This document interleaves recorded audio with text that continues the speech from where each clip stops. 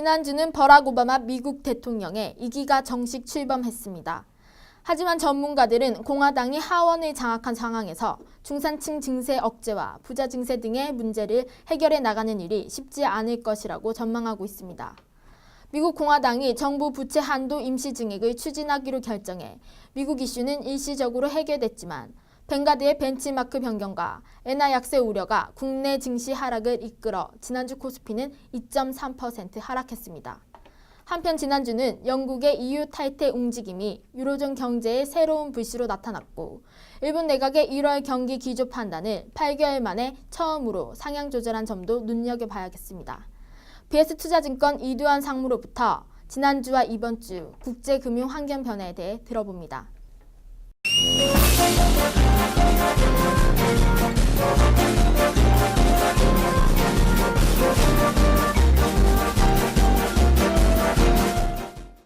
여러분 안녕하십니까. BS투자증권 이두환입니다. 이번 주 주식시장은 여전히 수급은 불리한 상황에 있습니다.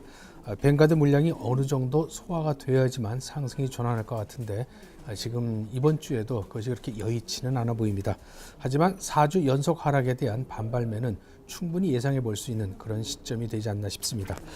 사실 지난주 1월 한 달간 내리 주식시장이 약세를 보였습니다. 지난주에도 떨어졌었고 이번 1월 달 들어서는 4주 연속 하락한 그런 모습을 보이고 있습니다. 지난주에 코스피와 코스닥은 각각 2.07% 그리고 1.03% 하락을 했습니다.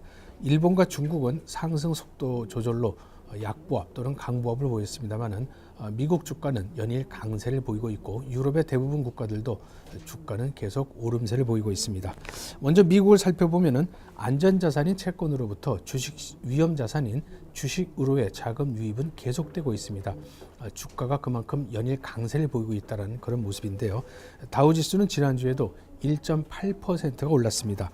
비교적 마지막 악재라고 볼 수 있는 연방정부의 부채 한도는 5월 19일까지 임시적으로 좀 한도를 늘려놓기로 했습니다. 이미 작년 말에 한도인 약 16조 4천억 달러를 다 찼기 때문에 이번 2월 말까지 한도를 2천억 달러 정도 늘린 바 있습니다.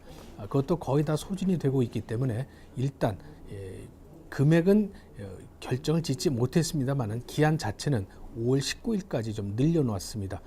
이 의의는 그만큼 공화당과 또 오바마가 속한 민주당이 협상을 할 시간을 벌었다는 그런 측면에서 당장의 큰 한숨은 좀 돌려놨다 이런 평가가 가능한 모습입니다. 미국의 12월 경기 예상 선행지수가 0.5%포인트 늘었습니다. 계속적으로 좀 늘어나고 있는 모습인데 현재 미국의 주가도 계속 좋은 면을 살펴본다면은 금년 늦봄 또는 여름 정도 되면은 미국 경기가 완연히 돌아서는 모습을 보일 것이다라는 그런 것을 뒷받침하는 그런 증거 자료가 되지 않나 싶습니다. 애플은 이 어닝을 발표를 했는데 예상대로 좀 부진하게 발표가 됐습니다. 하지만 이 애플의 이 순이익이 그렇게 나쁜 것은 아닙니다. 워낙 기대치가 높았던 회사이기 때문에 기대치가 높았던 것에 대한 거기에 대한 충분히 반영하지 못한 모습이 애플 주가를 연일 떨어뜨리고 있습니다. 하지만 애플 주가도 거의 좀 바닥권에 진입이 돼 있다는 측면에서 이번 주 또는 다음 주 정도 되면 애플의 하락도 거의 멈춰질 것이라는 것이 현재 월가의 많은 분석가들의 시각이기도 합니다. 현재까지 발표된 기업들은 약 60% 이상 예상치보다는 실적이 좋은 것으로 발표가 되고 있습니다. 산업별로 살펴보면 특히 어떤 기술주보다는 산업재 관련된 기업들의 실적이 좋기 때문에 좀 기대하는 바가 크고 또 그만큼 미국의 경기도 좋아지는 모습을 보일 것이다라는 것에 뒷받침이 되는 이런 모습을 보이고 있습니다. 유럽 시장은 제조 경기가 4개월 연속 오름세를 보이고 있습니다. 제조 PMI 지수는 아직도 50 아래에 있습니다만은 지난달에 제조 PMI가 47.5로 발표가 돼서 현재 4달 연속 오름세를 보이고 있습니다. 기준선이 50 아래에 있기 때문에 제조 경기가 아직 돌아섰다라고 평가를 내리기는 이릅니다. 하지만은 추세 자체는 오름세 있기 때문에 하반기 정도 됐을 때 유럽의 경기도 상승세로 전환하는 그런 모습을 보일 것으로 강력한 신호가 아닌가 싶습니다. 독일의 민간경제연구소 JEW 같은 경우는 유로존의 최악의 경기는 벗어났다, 탈피했다 이런 말을 할 정도로 유로존 경기에 대해서 큰 불은 끈 것이 아닌가 이런 생각을 갖게 됩니다. 지난주 유럽 재무장관들은 유럽 국가들 간의 금융거래에 있어서 세금을 부과하는 일명 토빈세를 도입하기로 결의를 했습니다. 전체 유로존 국가가 도입하는 것은 아니고 일단 11개 국가부터 시작을 하기로 했는데 2월 달에 거기에 대한 구체적인 안을 마련할 것으로 알려지고 있습니다. 스위스 다보스에서 있었던 WEF 다보스 포럼에서는 여러 가지 안건들이 있었는데 가장 이제 중요하게 다루어졌던 안건 중에 하나는 일본의 엔저의 의도적인 정책입니다. 근린 궁핍화 정책이라고도 말을 하는데 일본이 엔화를 가격을 계속 떨어뜨림으로 인해서 인근에 있는 중국이나 아시아, 우리나라도 포함이 되겠죠. 이런 나라들이 그만큼 어려워진다는 것을 근린 궁핍화 정책이라는 말을 씁니다. 일본이 의도적으로 엔값을 떨어뜨리고 있기 때문에 우리나라나 중국에 대한 수출 경기가 좋을 리는 없습니다. 하지만은 이런 것을 문제 삼아서 독일의 재무장관 같은 경우도 헝가리와 일본 등은 현재 취하고 있는 이런 근린 궁핍화 정책을 좀 제고해야만 된다, 또 우려를 표명하는 이런 보도가 계속 있었습니다.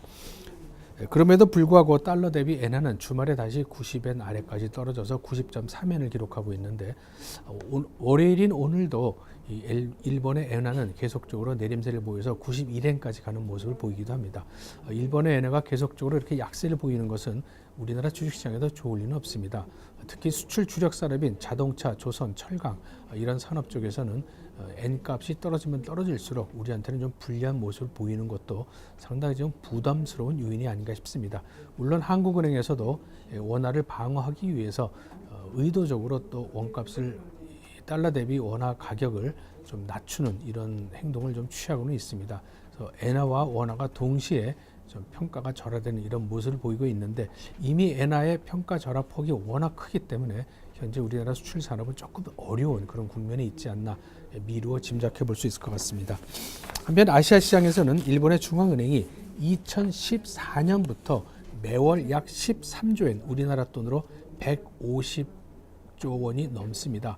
그 돈을 자산 매입을 하기로 했습니다. 당장 금년이 아니라 내년부터 실시한다는 것 때문에 발표한 당일에는 일본의 엔화가 다시 강세로 하루 정도는 전환한 적이 있습니다. 그 다음 날부터는 다시 원위치 돼서 다시 약세로 바뀌었습니다만은 아무튼 일본의 이러한 자산 매입에 대한 그 의도는 현재 1%도 되지 않고 있는 인플레이션율을 한 2%까지 끌어올려서 일본의 경기를 조금이라도 움직이게 하는 이런 조치 중에 하나로 여겨지고 있습니다.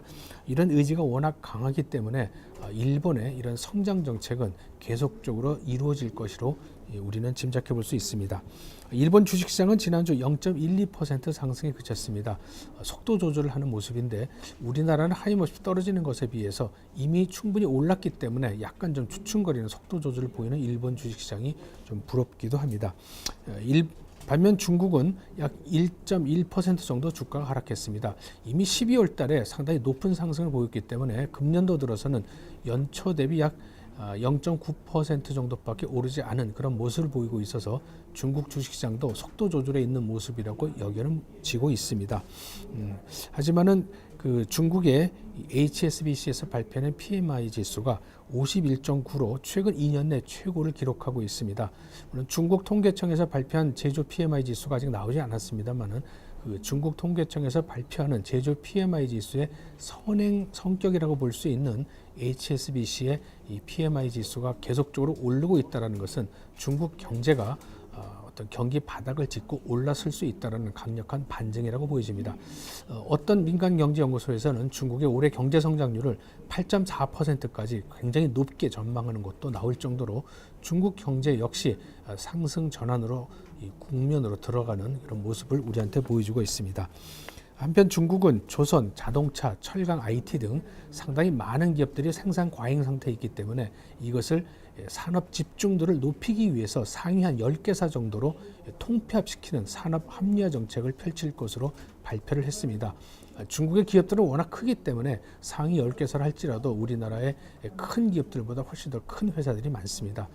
이렇게 될 경우 우리나라 조선, 자동차, 또 또 IT 산업 쪽에서 상당히 좀 국제 시장에서 경쟁을 계속 펼칠 수 있는 그런 국면으로 우리는 어떤 도래할 것으로 짐작할 수가 있을 것 같습니다.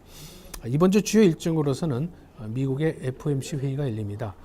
큰 이슈가 없기 때문에 그냥 그게 이제 우리 시장에는 금융시장에는 큰 영향을 줄 것 같지는 않습니다만은 이번 주 실적 발표되는 것 중에 캐터필러가 발표가 되는데 미국 제조 경기의 근간이라고 볼 수 있는 캐터필러사의 실적 여부가 미국의 제조 경기가 앞으로 어떻게 흘러갈 것인지 가늠할 수 있다라는 측면에서는 주목해 볼 수 있는 실적 발표가 아닌가 싶습니다. 한편 주말에는 미국 노동부 고용국의 1월 달에 이제 고용 현황 보고서를 발표하는데 자체는 12월 달 실적이 되겠습니다만 11월 달에 실업률이 7.8%였습니다. 과연 12월 달에 실업률이 어떻게 변화를 했는지 또 고용은 어떻게 변화를 보였는지 큰 관심사를 가지고 살펴볼 그런 문제가 아닌가 싶습니다. 우리 증시는 이 엔저 문제 또 원고 문제로 수출 주력 산업들이 모두 약세를 보이고 있습니다. 자동차, 조선, 철강, IT 같은 산업이 다 맥을 못 치고 있는데 여기에 또 더군다나 뱅가드 물량까지 출해되고 있어서 우리 시장은 현재 수급상 매우 불리한 상황으로 계속적으로 주가가 약세를 보이고 있습니다. 이런 수급이 언제 끝나느냐가 결국 상승으로 전환할 수 있는 그런 터닝 포인트를 잡아볼 것으로 보여지는데 수급보다는 펀더멘탈은 워낙 좋기 때문에 이 펀더멘탈을 믿고 상당히 좀 오래도록 장기적 포석을 갖고 기다려 본다면은 결국은 과실을 딸 수 있는 그런 국면으로 여겨집니다. 하지만 수급상 불리한 것은 강하고 예리하게 주식시장에 영향을 주고 있기 때문에 지난주도 그렇고 또 이번 주도 역시 우리한테는 상당히 좀 아픈 주간이 될 수도 있을 것 같습니다. 단지 하락이 계속될 수는 없을 것입니다. 하락이 어느 정도 진정이 되면서 조금씩은 좀 완화되고 또 전환할 수 있는 그런 국면에 대한 희망을 이번 주에 가져봄직합니다. 더군다나 60일 이동평균선이 깨짐으로 인해서 상당히 심리적으로 위축된 모습을 보이고 있는데 최악의 경우에서 서서히 꽃을 피운다는 이런 증시의 격언을 살펴본다면은 조금만 더 참고 기다려 봄직하는 것도 중요한 투자 전략이 아닌가 싶습니다. 저는 지금까지 BS투자증권 이두원이었습니다. 이번 주에는 산업활동, 국제수지, 소비자 물가 등 굵직한 경제 지표들이 대기하고 있습니다. 지표가 호조세를 이어가며 경기 개선 전망에 힘을 보탤 수 있을지 주목됩니다.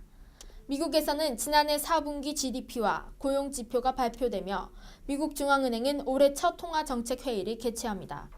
전문가들은 주말에 발표되는 고용 현황 보고서와 캐터필러사의 실적에 주목하고 있습니다. NSP 뉴스 정유리입니다.